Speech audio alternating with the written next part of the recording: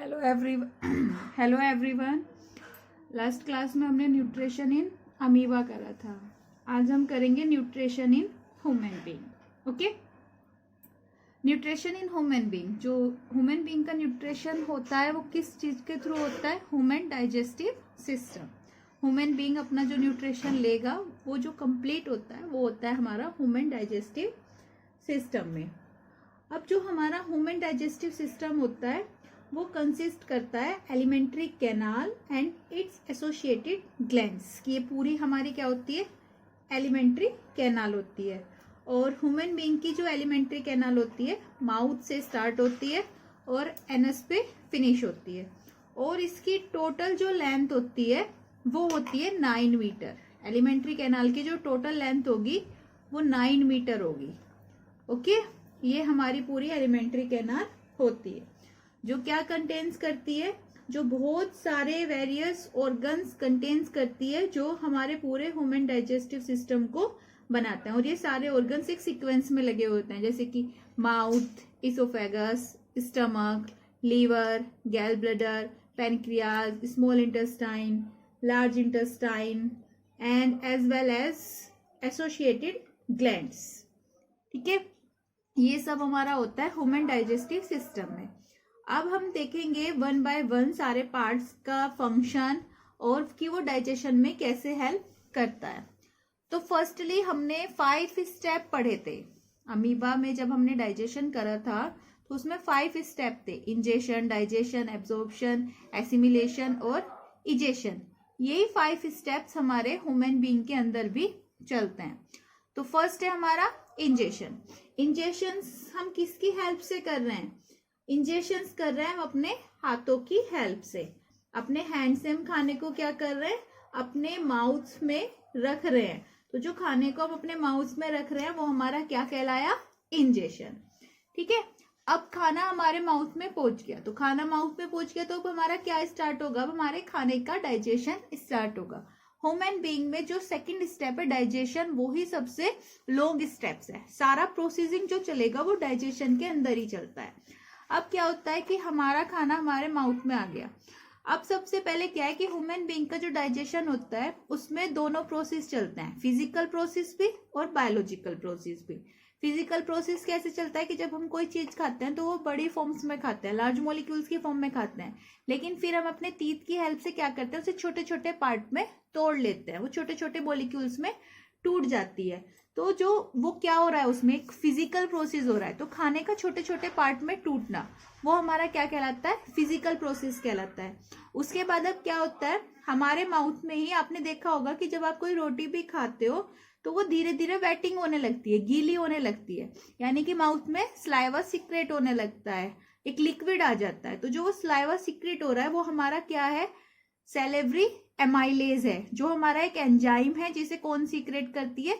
Salivary gland secret करती है। और ये कहाँ प्रेजेंट होती है? हमारे माउथ में। तो ये एंजाइम सीक्रेट कर रही है जो क्या कर रहा है? हमारे खाने का डाइजेशन करना स्टार्ट कर रहा है। तो इस तरीके से जो एंजाइम्स के वर्क से खाने का डाइजेशन होगा या केमिकल्स की हेल्प से डाइजेशन होगा वो हमारा कहलाता है केमिकल प्रोसेस। ओके, तो हमारी सेलेवरी ग्लैंड माउथ में प्रेजेंट होती है। माउथ को बक्कल कैविटी में भी बोल सकते हैं कि बक्कल कैविटी में प्रेजेंट होती है। और सेलेवरी ग्लैंड जो हमारा सीक्रेट करती है वो सीक्रेट करती है सेलेवरी एमाइलेज। और सेलेवरी एमाइलेज का फंक्शन क्या होता है? ये यहीं से हमारे खाने का डाइजेशन स्टार्ट कर देता है। ओके, और ये क्या करता है? जो हमारे फूड में स्टार्च प्रेजेंट होती है उसे शुगर में कन्वर्ट कर देता है। लेकिन यहाँ पे हमारा कंप्लीट डाइजेशन नहीं होता। अब हमारा जो खाना यहाँ पे स्टार्च से शुगर में कन्वर्ट हो गया और बारीक बारीक पार्ट में टूट गया और मतलब स्लाइवा भी उसमें मिक्स हो गया, वो खाना हमारा इसोफेगस से होता हुआ स्टमक में पहुंच जाता है। इसोफेगस को हम फूड पाइप भी कहते हैं। और जो खाना हमारा ये इसोफेगस से फूड पाइप तक जाता है, इस मूवमेंट को हम पेरिस्टाल्टिक मूवमेंट कहते हैं, क्योंकि फूड पाइप की वॉल से होता हुआ जाता है और यहाँ पे खाने का कॉन्ट्रैक्शन और एक्सपेंशन होता है। या हम ये कह सकते हैं कि जिग जैग मेथड में ये खाना हमारा स्टमक तक पहुंच जाता है। तो अब हमारा फूड कहाँ पे आ गया? अब हमारा फूड आ गया स्टमक में। तो अब हमारा जो डाइजेशन स्टार्ट होगा वो कहाँ पे होगा? स्टमक में होगा। हमारा जो स्टमक होता है वो जे शेप्ड, आपको ये देखने में भी लग रहा है जे शेप्ड ऑर्गन्स होता है और हमारे एब्डोमेन में लेफ्ट साइड ये प्रेजेंट होता है। ठीक है, इसके बाद और जो हमारा खाना यहाँ पे रहता है वो अबाउट 3 आवर्स के टाइम तक रहता है। उसके बाद अब क्या होगा, हमारा खाना यहाँ पे छोटे छोटे पार्ट में टूटना स्टार्ट हो जाता है। अब जो हमारी स्टमक की वॉल होती है, ये इनकी वॉल से एक सिक्रेशन सीक्रेट होता है जिसे हम बोलते हैं गैस्ट्रिक जूस, और जो गैस्ट्रिक जूस को सिक्रेशन करती हैं ये वॉल, वो हमारी कहलाती है गैस्ट्रिक ग्लैंड्स।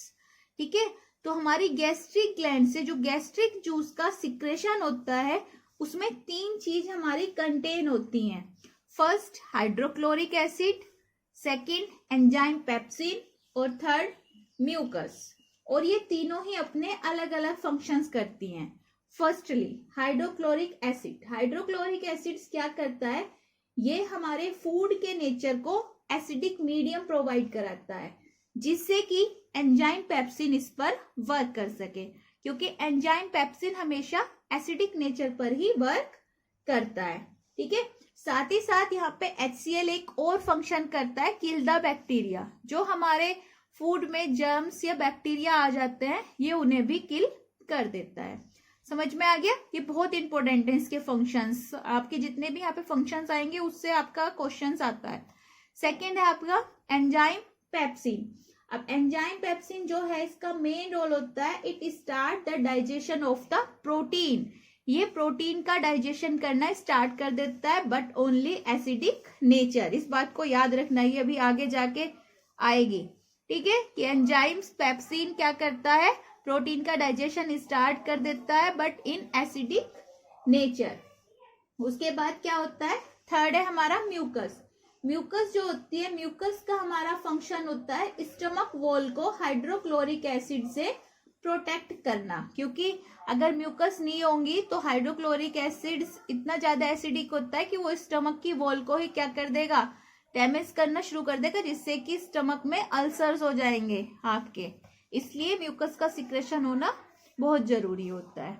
अब इस तरीके से हमारा जो खाना है वो यहाँ पे आपका रेगुलेट हो जाता है, यानी कि उसका डाइजेशन हो जाता है, और अब वो एंट्री करने के लिए हमारा पार्शली डाइजेस्टेड फूड आ जाता है स्मॉल इंटेस्टाइन में।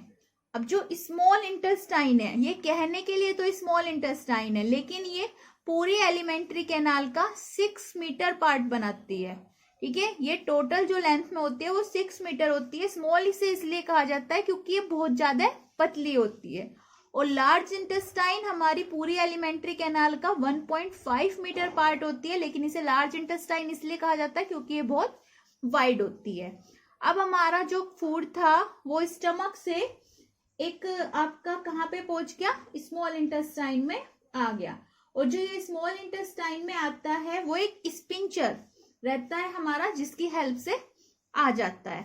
ठीक है, अब स्मॉल इंटेस्टाइन में जब हमारा फूड आ गया, अब स्मॉल इंटेस्टाइन में ही हमारी 2 चीजें और रिलीज होंगी, तब हमारा खाना स्मॉल इंटेस्टाइन में डाइजेस्ट होना शुरू होगा।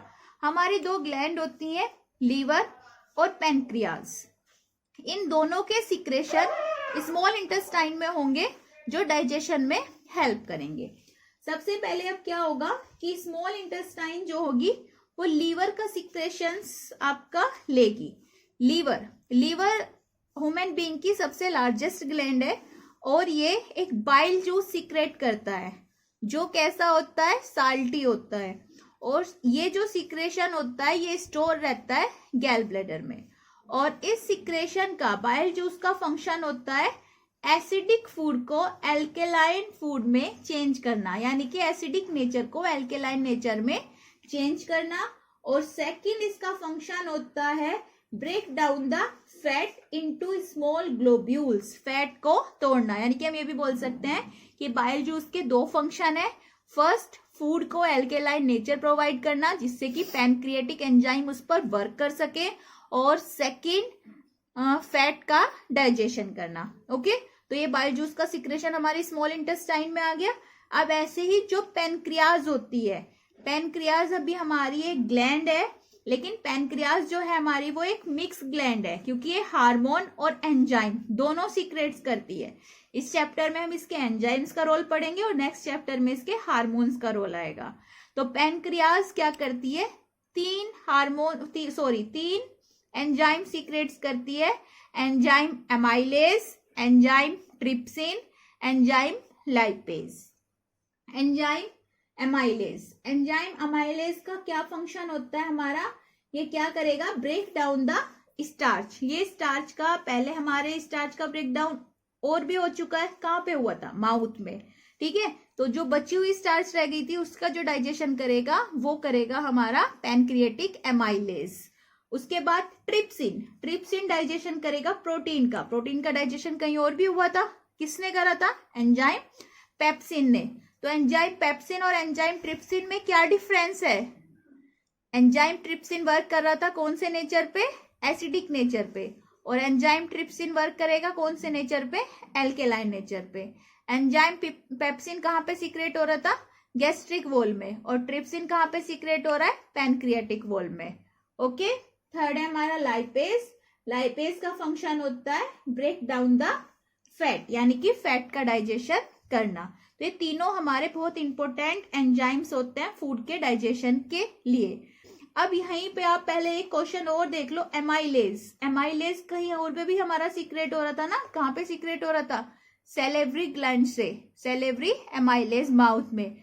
तो एक क्वेश्चन आता है कि एमाइलेज कौन सी दो साइड से सीक्रेट होता है, तो कहाँ से सीक्रेट होता है, सेलेवरी ग्लैंड से और पैनक्रियाज या पैनक्रिएटिक ग्लैंड से, या वो कौन सा एंजाइम है जो दो साइड से सीक्रेट होता है, तो कौन सा एंजाइम है वो हमारा एमाइलेज, ठीक है।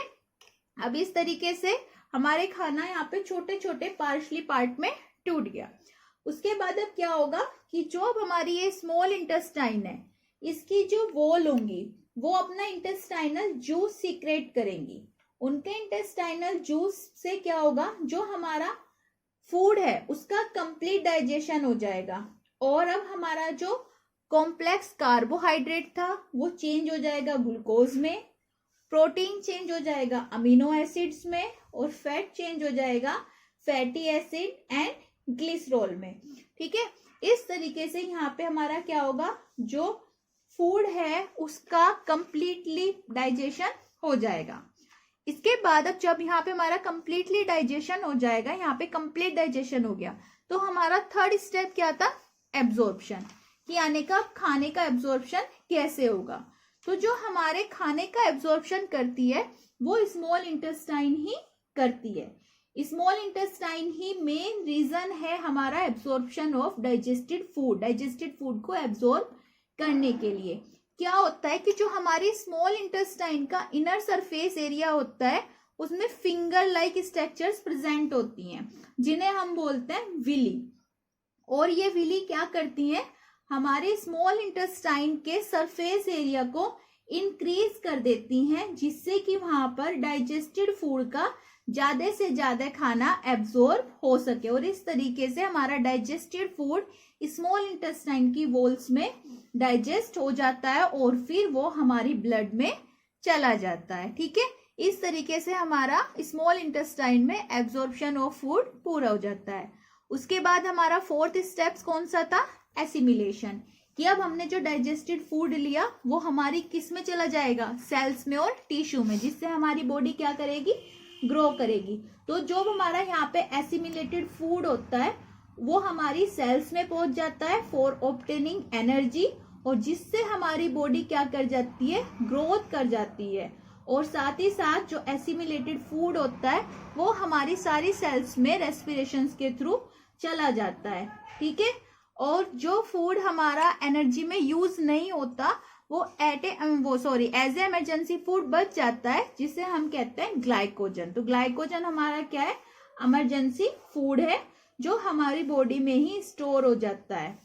उसके बाद लास्ट स्टेप था हमारा इजेशन। अब क्या होगा कि ए पार्ट ऑफ फूड जिसे हम डाइजेस्ट नहीं कर पाए थे वो हमारा लार्ज इंटेस्टाइन में पहुंच जाएगा। साथ ही साथ हमारा वो वाटर भी जो हमारा डाइजेस्ट नहीं हुआ था और एक्स्ट्रा था वो भी हमारा लार्ज इंटेस्टाइन में आ जाएगा, ठीक है। और लार्ज इंटेस्टाइन में क्या होगा, हमारा ज्यादा से ज्यादा वाटर का पार्ट एब्जॉर्ब हो जाएगा, इसलिए जो कंप्लीट डाइजेशन ऑफ वाटर होता है वो किस में होता है, हमारा लार्ज इंटेस्टाइन में होता है। और जो हमारा अनडाइजेस्टेड फूड होगा वो हमारा एनस के थ्रू बॉडी से बाहर निकल जाएगा, उसका बॉडी से डिफेक्शन हो जाएगा। ओके, ये था हमारा ह्यूमन बीइंग डाइजेस्टिव सिस्टम।